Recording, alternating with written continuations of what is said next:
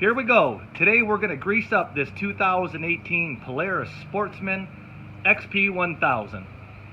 There's the little contraption we use to get it up off the ground a little bit. Jack used is to get it on the rear ones. Type of grease I use, I have two grease guns. You'll see why here in a little bit, why I thought it was a little easier. There's the type of grease we use for everything but the U-joints. So let's go over real quick where these Zerk fittings are. There's 10 in the rear, 9 in the front, and 1 on the front prop shaft. As you can see here, there's going to be 5 on the left, 5 on the right. 2 are by the tire, 3 are in the middle on each side. So let's go. There's 1. These are basically right in the tire. There's 1 there. And as we zoom back out, follow the bar, the A-arm, you have 1 there. Let's get that spring out of the way. You can see we have 1 there. And then we'll kind of cross around and look from a different point of view for the 5th one, if we can get it on this side. And you can see it down there.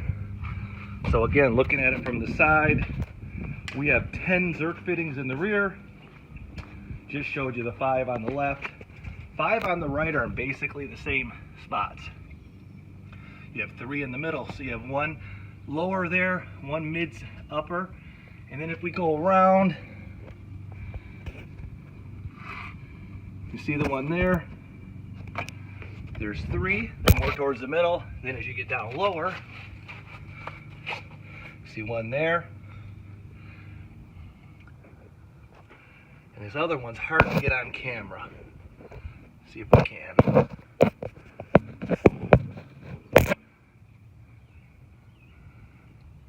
You can kind of see it there. I just did the 10 in the rear. Probably took me about 20-25 minutes, so it wasn't too bad. We'll do the fronts and then take a quick look at those. Then we come out to the front, and that's where the fun begins. There's same kind of thing here, except for they're all in the center. So take a look here. You're going to see 2 lower. So there's 2 lower on each side. So looking at it from the front, you got 2 lower coming in there. And then you have, if you look here, right on the other side of this and on the other side of this, it gets a little trickier. We go to the other side. See the 2 lower, how easy they are to get to. Not too bad. The 2 upper inside. I'm going to go under the quad right now.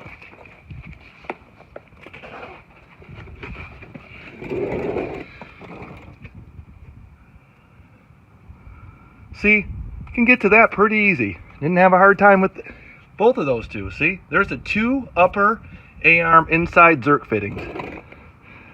Then, see off in the distance right, let's zoom in a little, right there. You have 1 of those on each side.